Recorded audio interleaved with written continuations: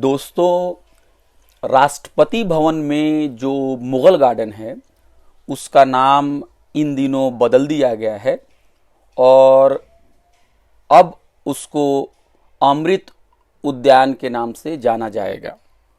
इन्हीं सारी बातों को ध्यान में रखकर मैंने एक मजमून इनकलाब अखबार में जनवरी 31, 2023 को मैंने लिखा और आज शाया भी हुआ।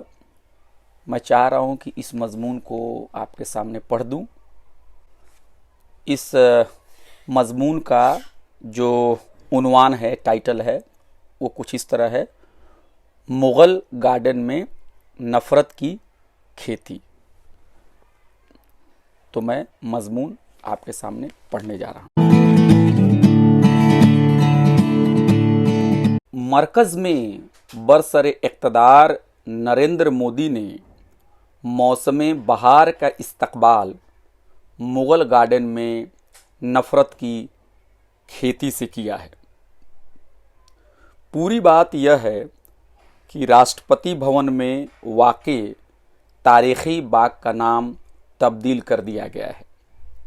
अब यह अमृत उद्यान के नाम से जाना जाएगा। इस कार्रवाई के पीछे मोदी हुकूमत की मुस्लिम मुखालिफ जहनियत कार फरमा है। मुग़लों के बहाने उसका असल निशाना मुसलमान और मुल्क की हज़ार साल की फ़िरका वाराना हमाहंगी और मुश्तरका तहज़ीब है। एक मुल्क, एक ज़बान और एक सकाफ़त के नाम पर फ़िरका परस्त ताकतें मुल्क के जमहूरी निज़ाम को कमज़ोर करना चाहती हैं। आवाम की जगह वह आला ज़ातों का राज कायम करना चाहती हैं। अपने इस मकसद को पूरा करने के लिए वह आवाम के इत्तेहाद को मजहबी बुनियाद पर तोड़ना चाहती हैं। अक्सरियती समाज का वोट हासिल करने के लिए वह अक़लियतों को मुल्क का दुश्मन बनाकर पेश करना चाहती हैं। मिसाल के तौर पर जैसे ही मुग़ल गार्डन का नाम बदला गया, वैसे ही सोशल मीडिया पे मुसलमानों और सेकुलर जमातों को गाली देने का सिलसिला शुरू हो गया। इस फ़िरका वाराना कार्रवाई का जश्न मनाने वालों में बीजेपी के लीडर पेश थे।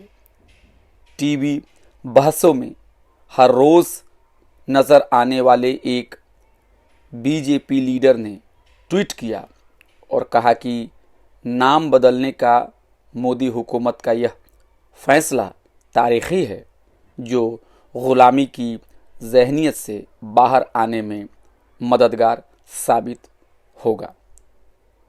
दरी असना बंगाल के एक बड़े बीजेपी लीडर ने मीडिया के सामने आकर ज़हर अफसानी की और कहा कि मुग़लों का पूरा नामो निशान उखाड़ फेंक देना चाहिए, क्योंकि उन लोगों ने बड़े पैमाने पे हिंदुओं का कत्ल किया था और मंदिरों को तबाह किया था।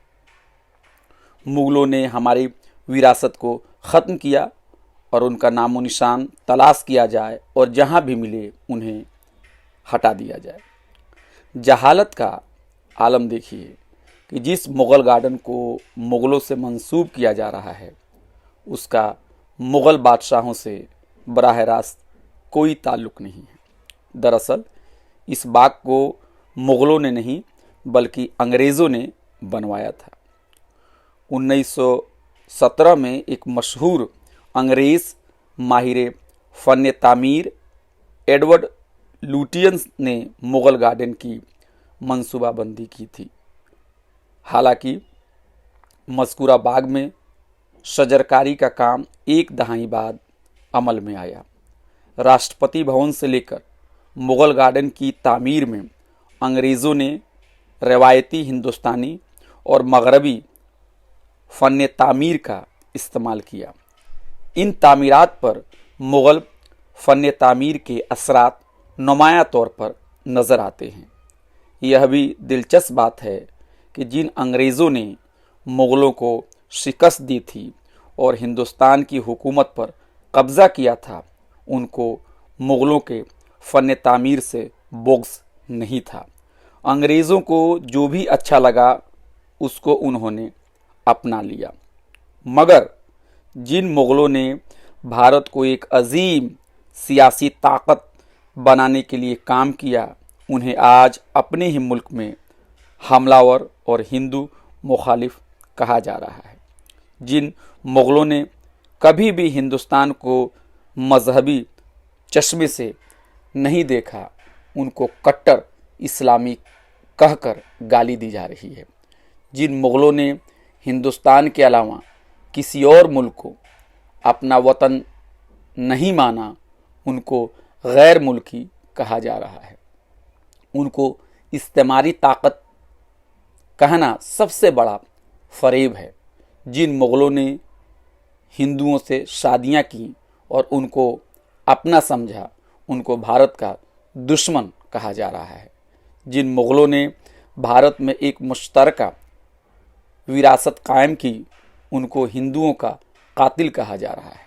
यह सच है कि मुग़ल बादशाहों के दौर में भी लोगों का इस्तेहसाल हुआ, मगर मुराआत याफ्ता तबक़ात में हिंदू मुसलमान समाज के शुरफा शामिल थे।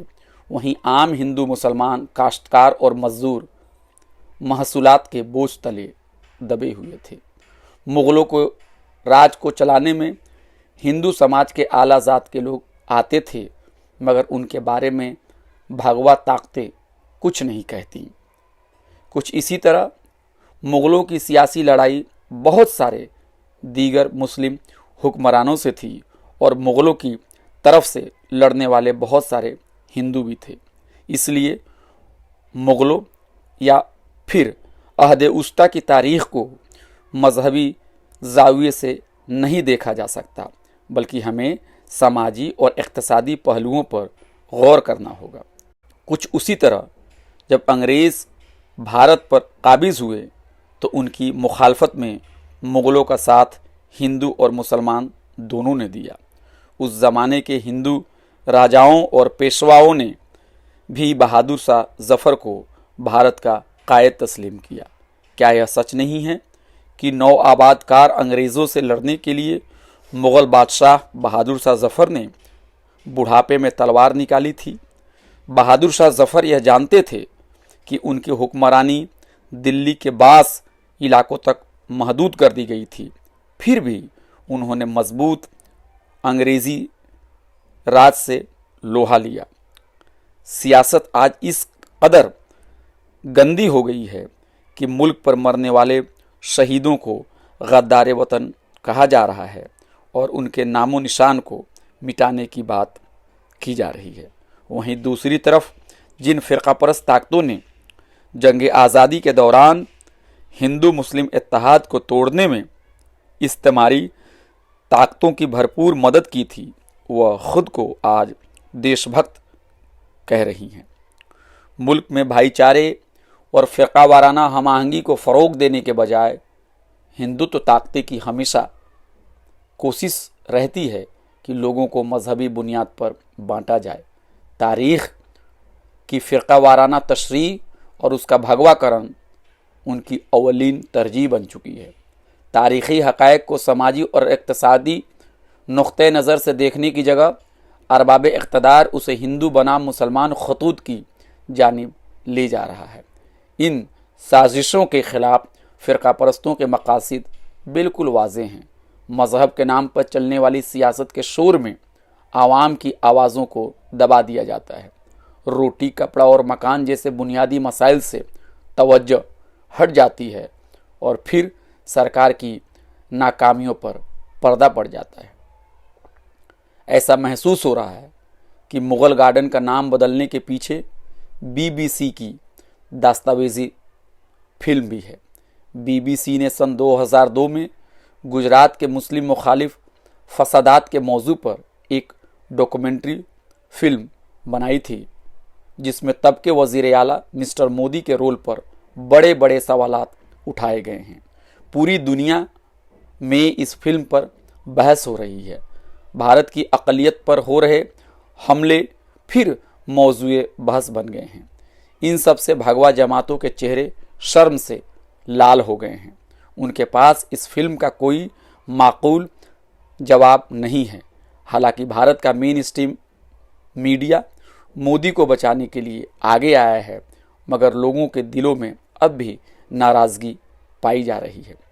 जल्दबाजी में सरकार ने इस फिल्म पर एक तरह की पाबंदी लगा दी है। यूनिवर्सिटियों में इस फिल्म को दिखाए जाने से रोकने के लिए इंतज़ामिया हर तरह की कोशिश कर रही है। जामिया में पुलिस को बुलाकर फिल्म दिखाने वाले तलबा को गिरफ्तार करवाया गया। वहीं जेएनयू में फ़िरक़ावाराना अनासिर ने पुरअमन तरीके से फिल्म देख रहे तलबा पर पत्थर चलाए। इस हमले में बाज़ लोग ज़ख्मी हुए।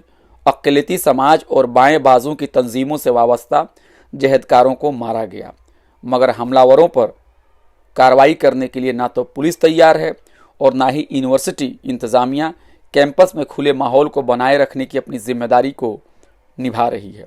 फिर भी यह डॉक्यूमेंट्री बड़े पैमाने पर देखी जा रही है। वजह यह है कि आज के मौसलाती इनकलाब के दौर में कौमी रियासत एक हद से ज़्यादा किसी चीज़ के फैलाव को रोक नहीं सकती है। मुल्क की बहुत सारी यूनिवर्सिटियों में इस फिल्म को बड़े स्क्रीन पर दिखाया जा रहा है। जिस बात को जितनी छुपाने की कोशिश होती है, वह उतनी ही तेज़ी से फैलती जाती है।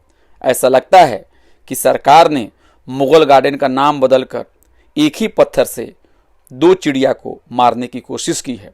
पहला यह कि नाम बदलने से उसके मुस्लिम मुखालिफ एजेंडे को तक़वियत मिलती है, और दूसरा यह कि मुग़लों के ख़िलाफ़ नफ़रत अंगेज़ जहर फैलाकर उसने डॉक्यूमेंट्री से उठे सवालात को एक हद तक दबाने में मदद मिलती है।